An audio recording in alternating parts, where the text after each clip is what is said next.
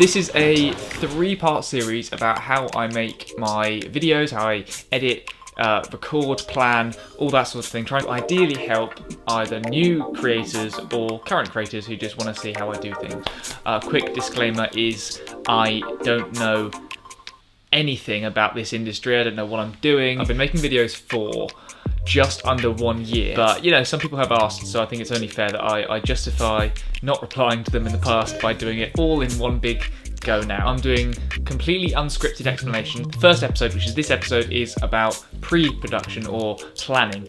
It's so important to know what you're going into before you start. With major motion pictures, they always spend the most of their time in the pre-production stage. The behind the scenes, storyboarding, finding composers, actors, casting, directing, finding location, VFX, all these scouting opportunities. It's ridiculous how much planning goes into just a film you'll watch. What's most noticeable in the current film state, the current film industry, is films that have been planned from the beginning and most importantly stick with their initial plans are the ones that hold out. Take for instance Suicide Squad and Batman vs Superman and also Spectre. They're 3 films that have very clearly changed their idea or changed how they want the film to go, to end, halfway through.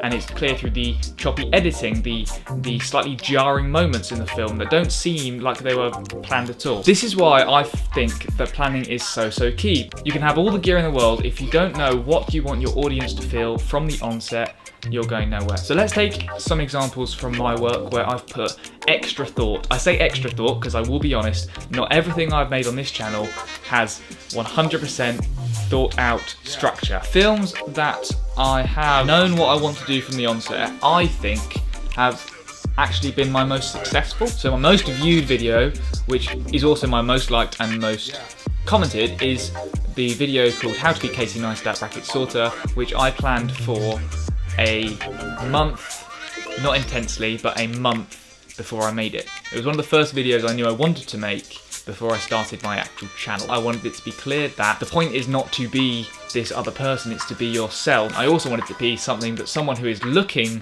for a How to Be Casey Neistat video to find and learn from that, and instead of becoming more like Casey, to go off a tangent, I suppose. With this trilogy I'm doing about how I make my things, I'm going to make something whilst doing them, and the end product will be released after the 3 videos. The idea I have for this video that I'm going to make is going to be more of a montage of the overall trip instead of little brief days like I did before. I'm making this idea up as I go along. Currently, I want it to begin with vlogging from home, and I want it to end with vlogging at home, and the middle to be core, raw New Zealand footage. I want to talk about how New Zealand means so much to me, and why it means so much to me. I think it would be best if I just do a raw production, so it's not going to be scripted. Yeah, I think a flashback travel video with New Zealand footage and brief vlog moments from home is the plan, and I know that's a very bad plan, but this video is more about the importance of planning. Pre-planning is probably my weakest element of the 3 so far, but like I said, I can share my brief experience with it to you, and I think we crack on to the next one straight away. Thank you for watching, and tune in to the next part to see all my camera gear. Cool. I guess that is that then. That'll do.